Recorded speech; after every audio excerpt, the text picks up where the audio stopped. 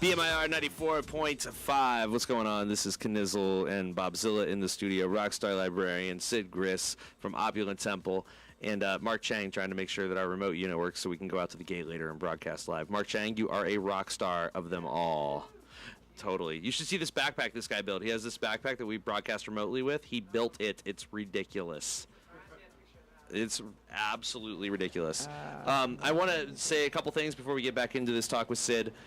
First and foremost, the temple needs your help. If you have some time on your hands and you're not too out of your mind, go out to the temple. They need help building. They also need water. They need food. They need ice. They do not need booze. They do not need booze. They don't want it anywhere near them because they need to finish the job. They can't finish the job if they're drunk or they're high. So. Yeah, and if you're just coming into the city, oh my fucking god!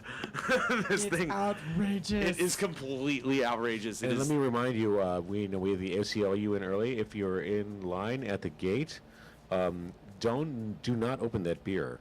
Yeah, because that is an open container. Totally. And wait till you get to your camp, are parked. Before the laws apply everywhere. Don't, exactly. Yeah. Another thing I want to say, I just got an email actually that came to bmir@burningman.com. Hello, Burning Man Information Radio. Your listeners might be interested in knowing that the International Space Station can be seen with the naked eye from Black Rock City at least once every evening of Burning Man 2011, except for the final one.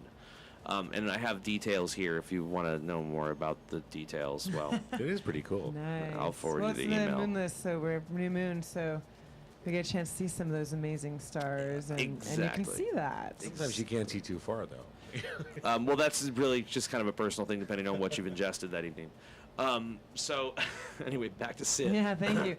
So, yes, I want to remind everybody the White Party, yes, is on Wednesday, and it's pretty epic. And, you know, if you didn't bring anything white, you didn't know, we still want you to come and boogie. That's not a requisite. Absolutely. You know, you can go to the Black Rock Boutique or many of these other costuming places. They probably have stocked up Costume on their cult. cream and white tones to help you out. But it's really to have a good time. And now, let's keep it really real. If you're not wearing white, you can still go. It's just preferred. Correct. Yeah, of course. You know. We don't put up all those black lights for nothing. Yeah, it just is prettier on the eye. So, anything else you want to share about Opulent here? Or do you have something going on, a fundraiser maybe for fall, or is there something going on Halloween? You do stuff year round. We generally do a post-playa fundraiser called Sacred Dust. Date and time not set yet, but certainly please keep an eye out for that. We do events year round in the city. Anything that is an Opulent Temple event is a fundraiser for the camp because it's a year-round enterprise. And I've been to many of those, and they're a lot of fun. Yeah, a lot of fun. If you people. go to the Opulent Temple website, get on the mailing list, and then you find out about the events. One more time. What was it? OpulentTemple.org. Love it. Because they're often at undisclosed locations. That's Really? true. Don't tell the police. Find out about them. Hey, this is totally off topic, but I wanted to just give. Went to the bathroom and I thought in my head I wanted to give some redemption to Bass Nectar for my comments earlier. His management does give us all of his new albums the day they come out to play on Shouting Fire.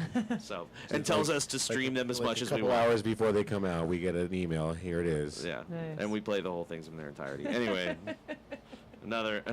back to Opulent. I apologize, Sid. No worries. Yeah. Infected Mushroom, and I think you said there's the live set, and then they're doing an old school set? They are. Spangle and Hallucinogen is the same person. It's a guy named Simon Posford. Hallucinogen is a live psytrance act.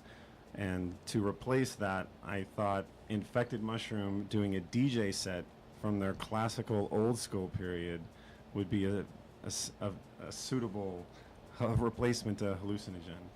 So for all the old school psytrance heads that fell in love with the early Infected Mushroom stuff, they're in for a treat because they don't do this anymore. If they play a DJ set, which is rare anyways, it's more from their sort of rocktronica period. So it's a super exciting and special Burning Man only situation.